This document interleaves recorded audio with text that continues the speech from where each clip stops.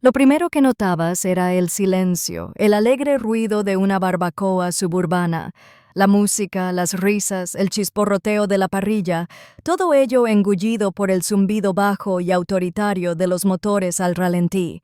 En el césped perfecto de mis padres, hombres con trajes oscuros se movían con una determinación que parecía ajena a este mundo de cercas blancas. Crearon un perímetro, con la mirada fija en los desconcertados vecinos que se asomaban tras las cortinas. Una comitiva completa del servicio secreto se encontraba en la calle, una línea de acero negro que había borrado toda sensación de normalidad.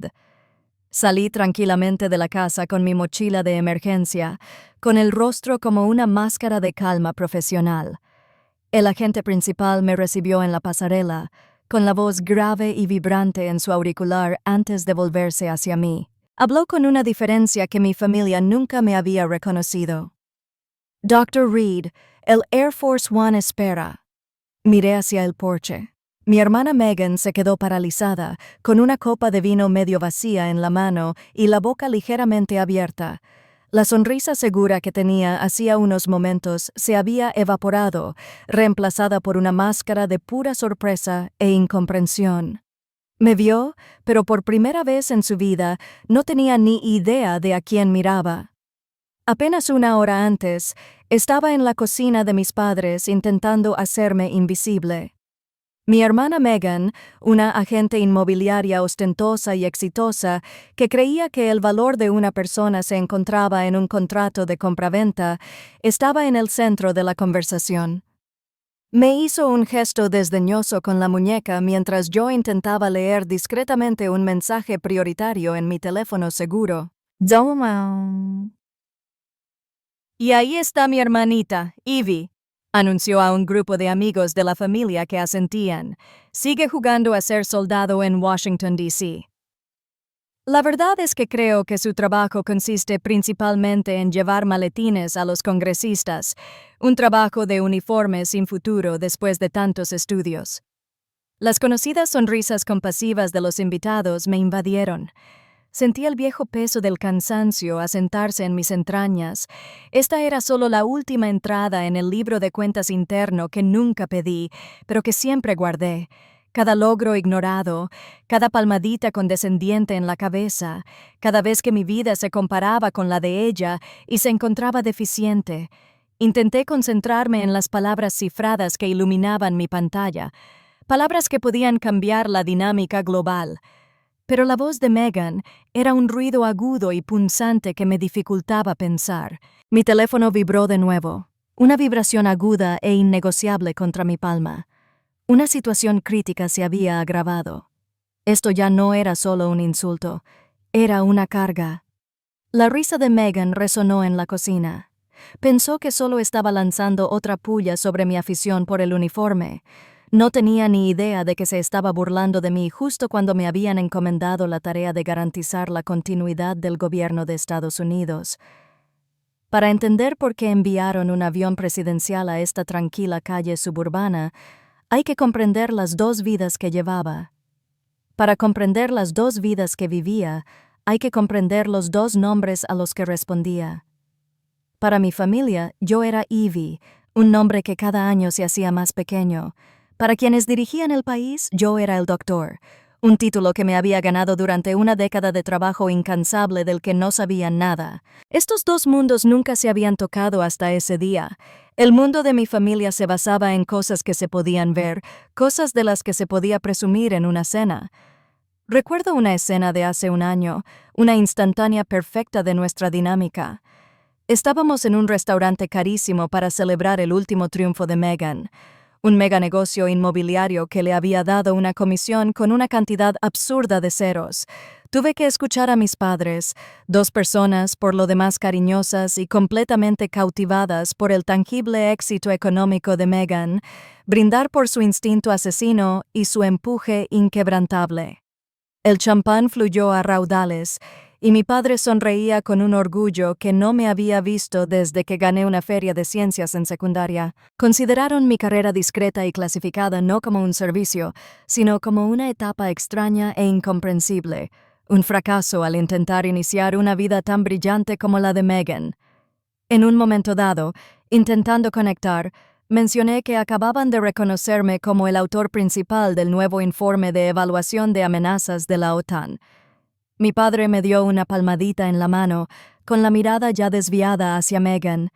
«Qué bien, cariño», dijo, con su familiar y amable despido. «¿Viste el cheque de la comisión que trajo Megan?» En ese momento, el libro de contabilidad que llevaba abrió otra página. No se trataba solo de los elogios que recibió, se trataba del doctorado. Apenas reconocieron las autorizaciones de seguridad. Bromeaban sobre los años de estudio y sacrificio que les resultaban invisibles porque no venían con un precio ni un coche nuevo de lujo en la entrada. Para ellos, yo era solo Evie, el eterno estudiante con una extraña afición al gobierno. Ahora, compara eso con mi otro mundo, un mundo sin champán ni alabanzas, un mundo que existía en silencio y absolutos. Imaginen una sala de reuniones insonorizada en las profundidades de la Casa Blanca, donde el aire se percibe cargado de consecuencias. No hay amigos de la familia, solo principios, el asesor de seguridad nacional, el secretario de defensa y mi superior directo. En esta sala, yo no era Evie. Era el Dr. Reed, uno de los 5 ayudantes militares presidenciales encargados de la seguridad y el transporte del maletín presidencial de emergencia, el maletín de 20 kilos al que llamaban el balón nuclear. En este mundo, mis palabras tenían un peso distinto. Me paré frente a ellos, señalando un flujo de datos cifrados en una gran pantalla. «Señor», dije con voz firme y clara, «mi análisis de los datos de telemetría del puesto Kilo es inequívoco. No se trata de un fallo del sistema, es un ataque electrónico dirigido. La ventana de respuesta se está agotando. Recomiendo trasladar al presidente de Estados Unidos a un centro de mando móvil seguro de inmediato. No hubo discusión ni palmaditas en la mano condescendientes. Solo hubo el silencio concentrado de quienes comprendían lo que estaba en juego. Fue allí donde conocí a mi más fiel aliado, el general Davis, director de la Oficina Militar de la Casa Blanca, un hombre severo y sensato que vio mi brillantez analítica y confió ciegamente en mi juicio. Era un hombre cuyo silencio pesaba más que los discursos de otros, y cuyas escasas palabras de validación valían más que cualquier medalla. Miró los datos, luego a mí, y asintió brevemente. «Coincido con el Dr. Reed», declaró a la sala. «Inicien el protocolo». En ese momento, mi silenciosa competencia había evitado potencialmente una crisis global, algo que mi familia jamás podría saber. Se esperaba que esta desconexión la gestionara sola.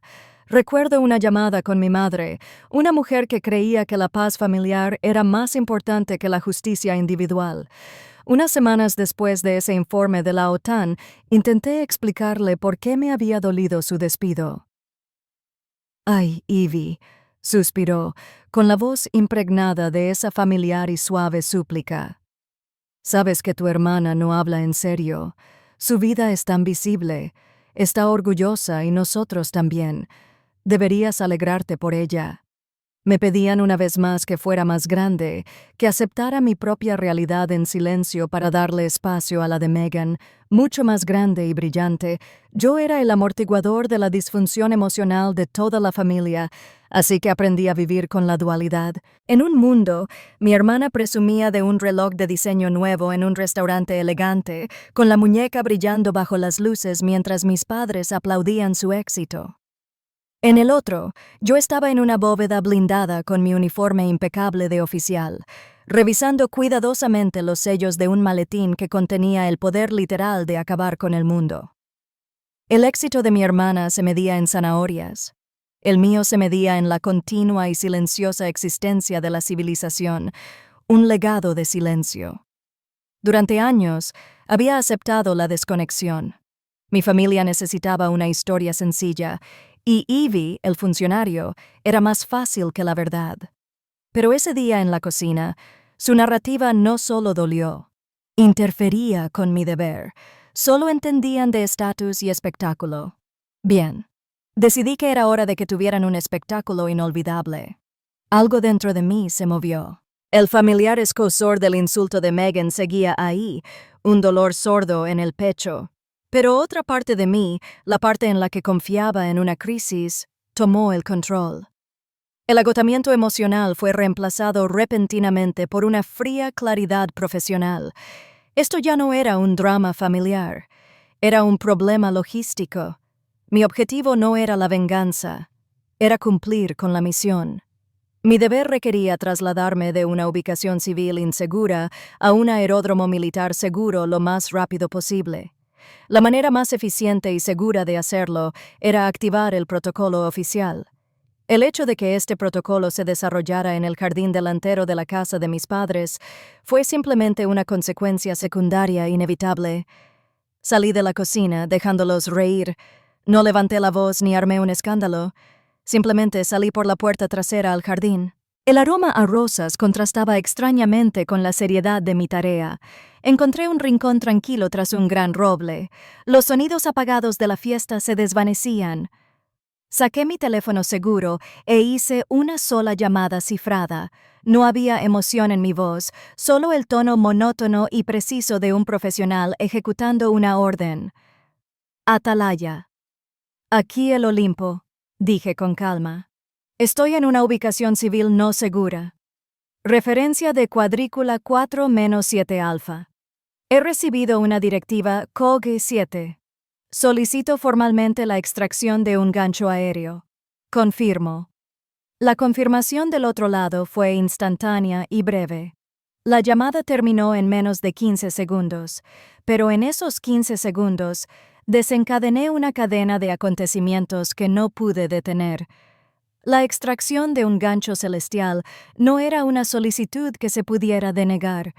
Era una respuesta de seguridad de alto nivel, no discrecional. El General Davies habría sido notificado en cuanto pronuncié mi indicativo. Su trabajo no era ayudarme a ajustar cuentas, era garantizar la seguridad absoluta de un activo de primer nivel. El protocolo era riguroso. Significaba un cierre inmediato de las fuerzas del orden locales, el envío de un destacamento completo del servicio secreto para el transporte terrestre y, de ser necesario, el desvío del avión presidencial más cercano. Sabía todo esto. Estaba eligiendo la opción más eficiente, plenamente consciente de la huella pública que causaría. Regresé al interior, sin que mi rostro revelara nada. El mundo exterior ya empezaba a moverse a mis órdenes, pero en casa, mi familia discutía sobre algo completamente trivial. ¿Qué ver en la televisión más tarde? Subí tranquilamente a mi habitación de la infancia y saqué mi mochila de emergencia del armario. Siempre estaba lista. Cuando bajé, me quedé junto a la puerta esperando un momento de silencio. Tengo que irme a trabajar, dije simplemente, con voz tranquila. Mi transporte ya viene. Megan resopló. A ver si adivino, tu Uber tiene sirena. Todos rieron entre dientes y volvieron a sus copas. No tenían ni idea de que mi transporte era una comitiva federal que ya había cortado la autopista interestatal a 3 kilómetros de distancia. Estaban a punto de descubrir que mi trabajo sin futuro tenía reglas muy diferentes. Todo empezó con una sirena lejana. Mi padre hizo un gesto de desdén con la mano, echándole la culpa al tráfico del fin de semana. Pero entonces otra sirena se unió a la primera, más cerca esta vez, y una tercera se ajustó a ella desde la dirección opuesta. El alegre parloteo de la barbacoa empezó a flaquear, reemplazado por miradas inquisitivas y un silencio nervioso. En cuestión de minutos, los sonidos distantes se hicieron palpables. 2 coches de policía local, con las luces encendidas pero las sirenas apagadas, cerraron ambos extremos de nuestra tranquila calle suburbana. La fiesta había terminado oficialmente. Los invitados miraban por las ventanas, con las copas de vino congeladas a medio camino de sus labios, mientras 3 relucientes Suburbans negros y 2 sedanes se detenían en perfecta sincronía justo frente a la casa de mis padres. La vista era tan extraña, tan fuera de lugar, que parecía una escena de película. Una película en la que mi familia no había participado. Entonces se abrieron las puertas. Hombres con trajes oscuros y auriculares aparecieron, no con agresividad, sino con una determinación inquietante y fluida. No llamaron, no se anunciaron. Simplemente se movieron, creando un perímetro alrededor de la propiedad con una eficiencia que era a la vez aterradora y hermosa de ver. Mi padre, acostumbrado a ser la autoridad indiscutible en sus dominios, salió al porche con el rostro lleno de indignación. Abrió la boca para protestar, para exigir una explicación, pero se topó con una muralla humana. Uno de los agentes, sin alzar la voz, se dirigió a él en un tono que no era una petición, sino una constatación de hechos. «Señor, por su seguridad, por favor, vuelva a entrar en la residencia», dijo el agente, mientras escudriñaba la calle con la mirada. «Tenemos un activo seguro que mover». Mi padre se quedó sin palabras. La frase quedó flotando en el aire. Un activo seguro. Era un hombre que construyó su vida conociendo las reglas y acababa de toparse con un reglamento que ni siquiera sabía que existía. Ya no era el rey de su castillo, era solo un simple observador. Impotente. Esa fue mi señal. Salí por la puerta principal, con mi mochila de emergencia firmemente en la mano. Toda la dinámica de la escena giró y se centró en mí. Yo era el centro de gravedad. El agente principal, el que había hablado con mi padre, les dio la espalda a mi familia y me recibió en la pasarela. Su concentración era absoluta, su mirada fija en la mía. No vio a los invitados desconcertados ni a los vecinos atónitos. Solo me vio a mí. Su voz era lo suficientemente alta como para que mi familia, desde el porche, oyera cada una de sus devastadoras palabras. «Doctora Reed, estamos a salvo», dijo. «El general Davy le envía saludos. El plan de vuelo está listo. El avión despega en 10». Desde el porche oí un leve susurro. Era mi hermana, la doctora Reed. El título formal, un nombre que nunca usaba, fue la primera grieta en los cimientos de su realidad. Me miraba a mí, a su hermana pequeña Evie, e intentaba reconciliarlo con la escena que se desarrollaba ante ella, los hombres armados, la comitiva, la diferencia imposible. Y entonces lo oímos. Empezó como un ruido sordo que vibraba en las plantas de nuestros pies, convirtiéndose en un rugido inconfundible y ensordecedor. Todas las cabezas en la calle se giraron hacia arriba. Allí, ladeándose con gracia en el cielo, con las luces de aterrizaje encendidas, estaba el icónico Boeing VC-25A Air Force One azul y blanco. No era un efecto de luz ni un error de identidad. Era real. Estaba allí. Y se dirigía al pequeño aeropuerto municipal a pocos kilómetros de distancia. Un aeropuerto que en ese preciso instante estaba completamente cerrado para mi llegada. La visión era tan profunda, tan absolutamente incomprensible en un cielo suburbano, que destrozó todos los parámetros conocidos del mundo de mi familia. El agente principal me abrió la pesada puerta del suburbano principal. Justo cuando estaba a punto de subir, Megan por fin recuperó la voz. Era un grito desesperado y confuso, el sonido de una visión del mundo derrumbándose. «Evelle, ¿qué es esto?», suplicó, con los ojos abiertos, con un terror que nunca antes había visto en ellos. «¿Qué está pasando?». Hice una pausa y me giré para mirarla. Mirarla de verdad por primera vez ese día. Ya no me quedaba rabia. No necesitaba triunfar. Solo existía la serena y silenciosa irrevocabilidad de la verdad. «Es mi trabajo, Megan», dije con voz serena. «El que dijiste que era un callejón sin salida». Me deslicé dentro del vehículo y, mientras la pesada puerta se cerraba tras mí, oí a la gente hablar por su muñeca una última vez. Un último detalle para que reflexionaran en el silencio que seguiría. Olympus está seguro en el vehículo. Nos dirigimos a la aeronave. Mi hermana se había pasado la vida construyendo un mundo donde ella era el hijo. En tan solo 5 minutos, el gobierno de Estados Unidos llegó para demostrarle que ni siquiera figuraba en mi mapa. Mientras la Suburban negra aceleraba suavemente hacia la autopista, dejando atrás mi antigua vida, imaginé la escena que había dejado atrás. La comitiva desaparecería en un instante, las sirenas se desvanecerían, dejando tras de sí un silencio más profundo y ensordecedor que cualquier ruido. El desconcertado. Los vecinos acababan refugiándose en sus casas, susurrando sobre el día en que el gobierno llegó a nuestra tranquila callejuela. Los invitados a la barbacoa ponían sus incómodas excusas y se escabullían, ansiosos por escapar del ambiente extraño y pesado. Y mi familia se quedaba de pie en el césped, completamente sola, entre los escombros de su visión del mundo.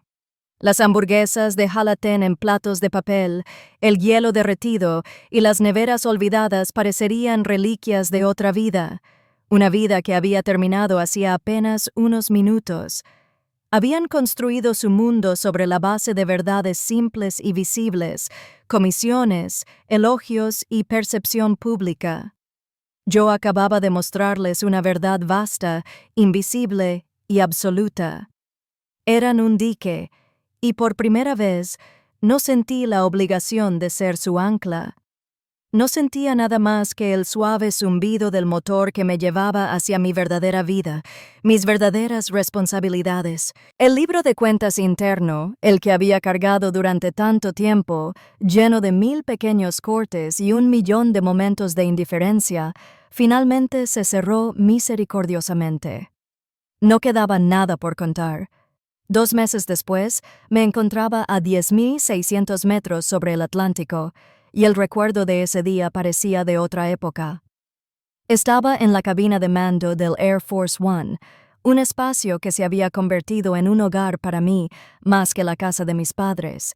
Con mi uniforme impecable, me encontraba frente a una gran pantalla que mostraba un complejo mapa satelital, informando al jefe de gabinete del presidente y al asesor de seguridad nacional sobre la situación en desarrollo. Mi voz era firme, mi análisis preciso. Aquí, mi autoridad no era cuestionada. Era lo esperado. Mi competencia no era una sorpresa, era la base. Los agentes que vigilaban la puerta, los asesores políticos que debatían escenarios conmigo, la tripulación de vuelo que operaba esta increíble máquina. Esta era mi nueva familia. No era una familia unida por la sangre ni la obligación, sino por algo mucho más fuerte, un sentido compartido del deber y un profundo respeto mutuo tácito. Todos éramos piezas de una misión mucho mayor, y en ese propósito compartido había encontrado un sentido de pertenencia que ni todas las barbacoas familiares del mundo podrían proporcionarme. Esta era mi normalidad ahora, una normalidad que había construido para mí en silencio y servicio, una normalidad que me encajaba a la perfección. En medio de la sesión informativa, mientras revisaba unos documentos, un suave murmullo llegó desde la mesa de al lado. Era mi teléfono personal, un dispositivo que guardaba casi exclusivamente por un tenue vínculo con mi pasado. La pantalla se iluminó con un mensaje de texto de Megan. Lo cogí y leí las palabras, cada una aparentemente escrita con una vacilación que nunca antes le había visto. Evie, empezaba. Lo siento. No tenía ni idea. ¿Podemos hablar cuando vuelvas, por favor? Me quedé mirando el mensaje, la disculpa, que antes habría dado cualquier cosa por oír. Una versión más joven de mí habría sentido una oleada de triunfo, una amarga satisfacción, pero ahora sentía un discreto desapego, una serena aceptación de un mensaje que simplemente había llegado demasiado tarde. La validación que había ansiado durante tanto tiempo ya no provenía de ella ni de ellos. Provenía del peso de la carpeta en mi regazo, de la confianza de los líderes en esta sala, de la tranquila seguridad de saber que mi valor no se medía por su percepción, sino por mis acciones. Su disculpa no podía arreglar el pasado, y lo más importante, ya no la necesitaba. Puse el teléfono boca abajo sobre la mesa. La pantalla se apagó. El mensaje podía esperar. Mi misión no. Volví a concentrarme en el mapa satelital, en el problema en cuestión, sintiendo una profunda paz que me invadía. Más tarde, miré por la ventanilla del avión presidencial la suave y perfecta curva de la Tierra contra la negrura del espacio. Me definía no la pequeñez del mundo familiar, sino el alcance ilimitado de mi deber. Y por fin era libre. Mi hermana medía su mundo en metros cuadrados y gastos de cierre. Aprendí que mi trabajo de uniforme sin futuro medía el mío por la seguridad de una nación. Si alguna vez has tenido que demostrar tu valía a quienes se niegan a verla, comparte tu historia abajo. En esta comunidad, tu experiencia siempre es reconocida.